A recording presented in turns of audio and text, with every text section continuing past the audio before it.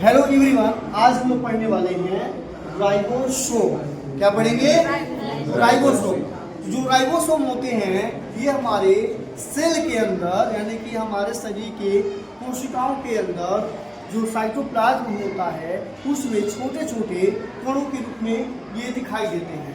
Microscope से देखने पे ये पता चलता है ये जो कण है कुछ इस तरह के डिजाइन के होते हैं।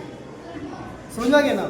तो ये जो राइबोसोम है, ठीक है, ये 70 S राइबोसोम लिखे हैं, यहाँ पे 80 S राइबोसोम लिखे हैं। ये बैक्टीरिया के अंदर होता है और ये हमारे, ठीक है, यूकैरियोटिक सेल के अंदर होता है और ये बैक्टीरिया यानी कि प्रोकैरियोटिक सेल के अंदर होता है। ठीक।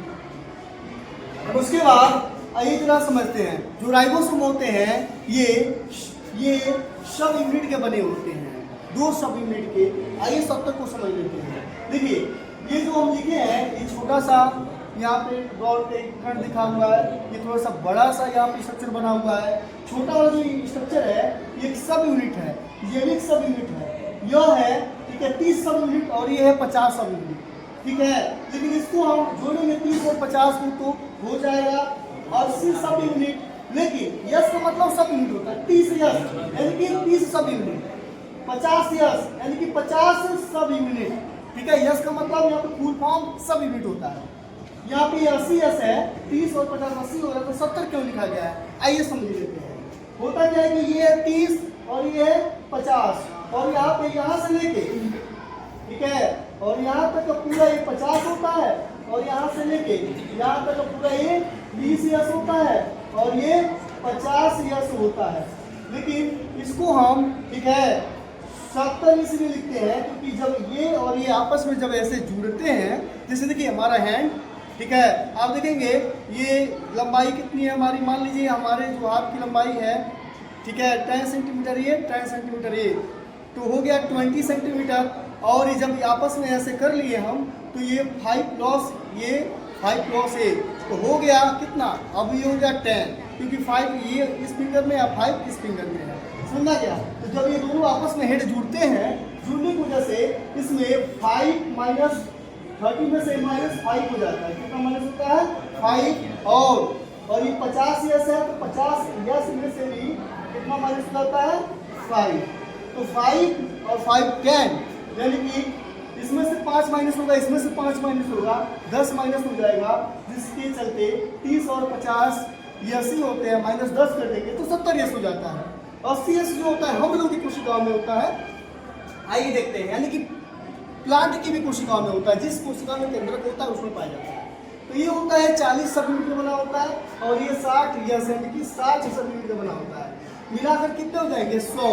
लेकिन ये थोड़े बड़े साइज के ग्रेन्यूल होते हैं, जिसकी वजह से जब ये आपस में जुड़ते हैं तो 10 इसका लॉस होता है और 10 इसका लॉस होता है, जिसके चलते -10 इसका और -10 इसका मिला के 20 माइनस हो जाता है, इक्वल टू -20 हो जाता है, जिसके चलते 80, ठीक है। 100 में से 20 घटा देंगे तो 80 हो जाएगा, तो 80 ये यस कहलाते हैं। समझ में आ गया? अब इनका क्या कार्य है समझ लेते हैं। देखो बच्चों, इनका कार्य होता है प्रोटीन का फॉर्मेशन करना। होता क्या है कि हमारे शरीर के अंदर, ठीक है, 3 तरह के आरएनए होते हैं। एक आरएनए होता है, ठीक है, mRNA और एक होता है tRNA और एक होता है rRNA, ठीक है। तो जो rRNA है वो राइबोसोम है, राइबोसोम आरएनए होता है। सुनना यार, इसके अंदर जो न्यूक्लियोटाइड होते हैं, ठीक है, इसमें थायमिन की जगह पे यूरेसिल होता है, इसीलिए rRNA होता है। साथ ही साथ ये सिंगल न्यूक्लियोटाइड के बने होते हैं, ठीक है।